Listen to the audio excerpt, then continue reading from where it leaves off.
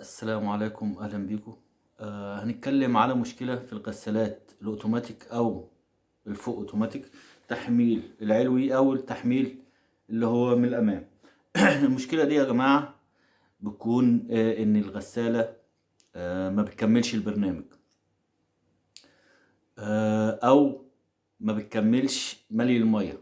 لو غسالة ديجيتال طبعا بيدينا الخطأ بتاعها ان كان F1 في الفريش او F4 او F2 على حسب الايرور بتاعها او موديل الغسالة بيكون فيه رقم. لو شفنا في الكتالوج هنلاقي الكتيب اللي بيجي مع الغسالة، هنلاقي المشكلة الايرور دوت. لو كشفنا عنه هنلاقي المشكلة ان الغسالة ما بتكملش البرنامج بسبب ان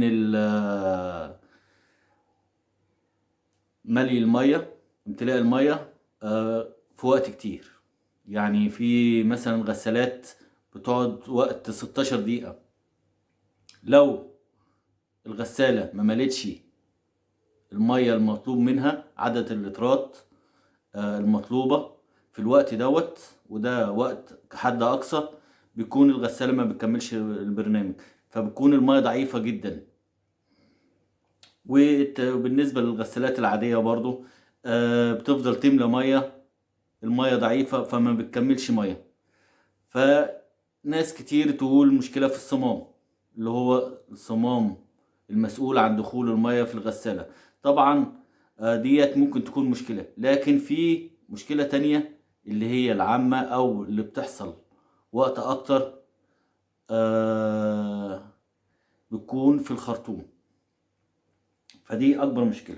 فخلينا نشوف معانا الخرطوم بتاع دخول المية. طبعا ده بيكون راكب في الغسالة، بيكون راكب في الحنفية، وده بيكون راكب في الغسالة. ايا كان نوع الغسالة، اوتوماتيك كانت ديجيتال، تحميل علوي، تحميل من الامام، فكل المشكلة واحدة. فخلينا نشوف هنا يا جماعة، ده فلتر زي ما احنا شايفين كده، في فتحات صغيرة جدا. ده بيكون راكب في الغسالة، ممكن يكون بالشكل ده او ممكن يكون معدن. وكمان نفس الفلتر ده فتحات صغيرة جدا، ده اللي بيكون راكب في الحنفية اللي هي بتخرج مية من الغسالة. فأول حاجة نكشف عليها هو الفلاتر دي، لأن الفلاتر دي أوقات كتير المية بتكون فيها صدى، فيها أتربة، فبتسد الفتحات دي، لأن هي فتحات صغيرة جدا زي ما احنا شايفين، فبتسد الفتحات دي، فالمية بتنزل ضعيفة أو ما بتنزلش خالص.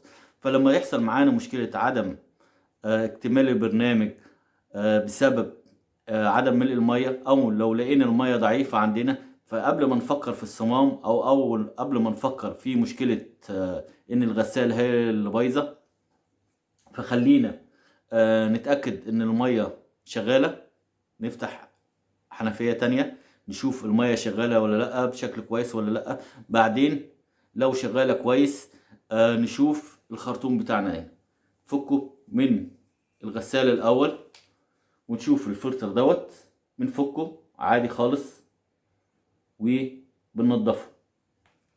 ولو لقيناه نضيف او لو نضفناه بنتأكد كمان من الفلتر اللي هو جاي من الحنفية، لان الخرطوم دوت بيبقى فيه فلترين، فلازم نتأكد من نظافتهم. وده سبب عدم اكتمال البرنامج، او المية ضعيفة في الغسالة او بتاخد وقت كتير في الملي. فهو ده السبب يا جماعة، الفلاتر لازم نتأكد منها. طبعا لو كل حاجة تمام وما بيتنزلش مية، ده بنرجع بقى لصمام دخول المية، يكون هو المشكلة.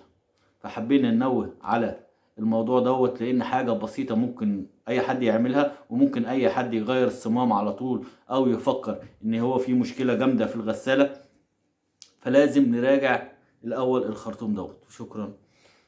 إن أعجبك الفيديو لا تنسى الإعجاب والاشتراك في القناة.